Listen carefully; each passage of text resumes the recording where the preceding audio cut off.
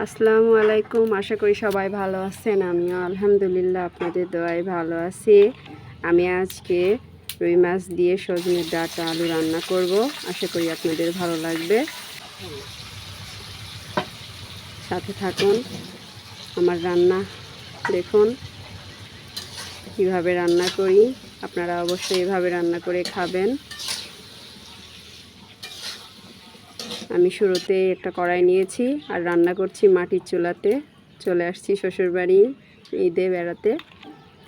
আমি একটা কড়াইতে তেল দিয়ে মাছগুলোকে লবণ, হলুদ আর মরিচের গুঁড়া দিয়ে মাখায় রাখছিলাম। এখন ভেজে নিব। যারা আমার চ্যানেলে নতুন, অবশ্যই আমার চ্যানেলটিকে সাবস্ক্রাইব করবেন।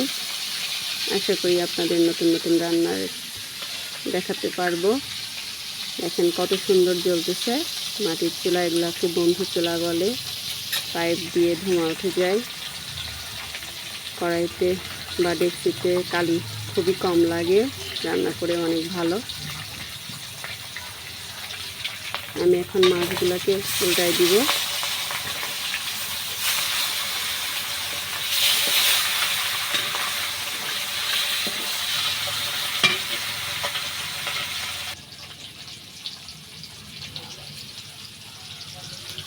খুবই সুন্দর জলে এই চুলাগুলা। এখন ম্যাক্সিমাম বাসাতে এরকম চুলা।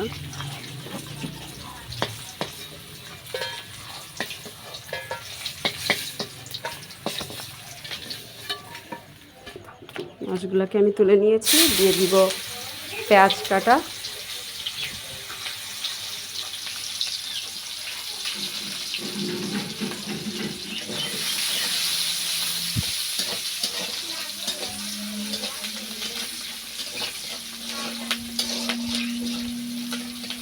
পেঁয়াজগুলোকে সুন্দরভাবে আমি একটু ভাজি করে নিব, কাঁচা গন্ধটা চলে যাওয়ার জন্য। হালকা ভেজে নিব, খুব বেশি লাল করব না। আমার পেঁয়াজ ভাজা হয়ে গিয়েছে। আমি এখন দিয়ে দিব জিরা বাটা। জিরা বাটা দিয়ে আমি আবার একটু তেলে কষায় নিব। এবার দিয়ে দিব সামান্য মরিচের গুঁড়া,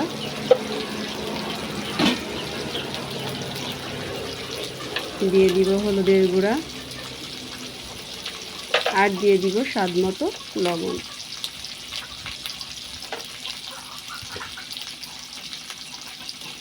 আর দিয়ে দিব কয়েকটা মরিচ, কাঁচা মরিচ কাটা, আর একটা টমেটো কাটা। টমেটোটা একটু দিলে তরকারিতে সুন্দর একটা কালার আসে, দেখতেও সুন্দর লাগে। দিয়ে দিব একটু পানি।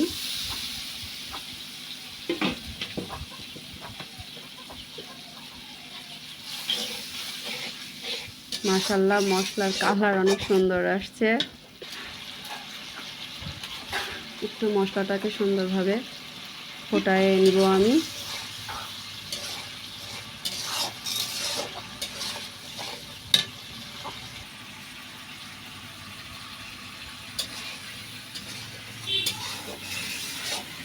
এই পাইপ দিয়ে ধোঁয়া বের হয়, দেখেন উপর দিয়ে ছিদ্র করা। আমার শাশুড়ি বেশিরভাগ সময় চুলাতেই রান্না করে। চুলার রান্না খুব স্বাদ হয়।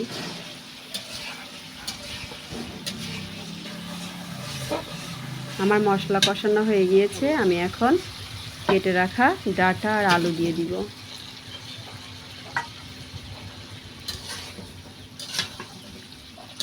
অবশ্যই এভাবে রান্না করে খেয়ে দেখবেন কেমন লাগে।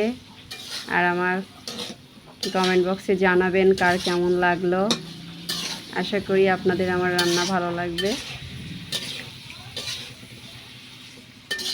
খুবই অল্প মশলাতে আমি রান্না করতেছি, বাড়তি কোনো মশলা নাই। আমি এখানে শুধু জিরা বাটা দিয়েছি আর হলুদ আর মরিচের গুঁড়া। একটু ঢেকে দিব 2-4 মিনিট।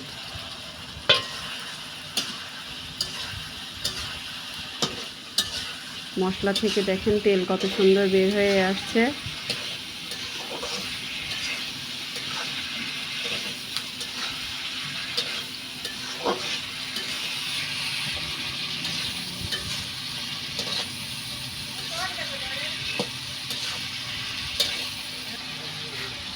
আমি এখন দিয়ে দিব পানি। আমার কষানো শেষ।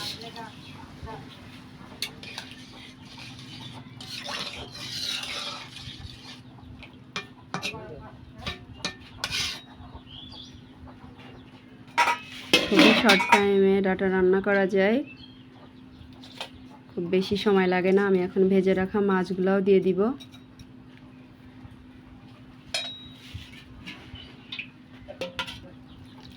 আর একটু পানি দিব। তরকারি আমার উতলাই গিয়েছে।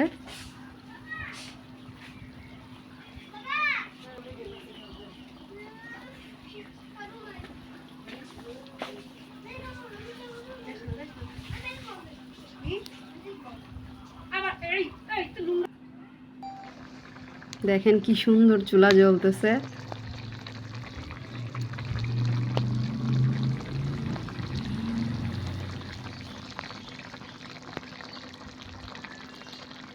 এই মাটির চুলাগুলোতে চোখেও ধোঁয়া লাগে না, আর খুবই সুন্দর। কড়াই কিংবা ডেকচি পাতিলে কোনো কালি হয় না, হয়ও খুব একটা কম, যদিও হয়। আমার রান্নাও হয়ে গিয়েছে, আমি এখন নামাই নিব।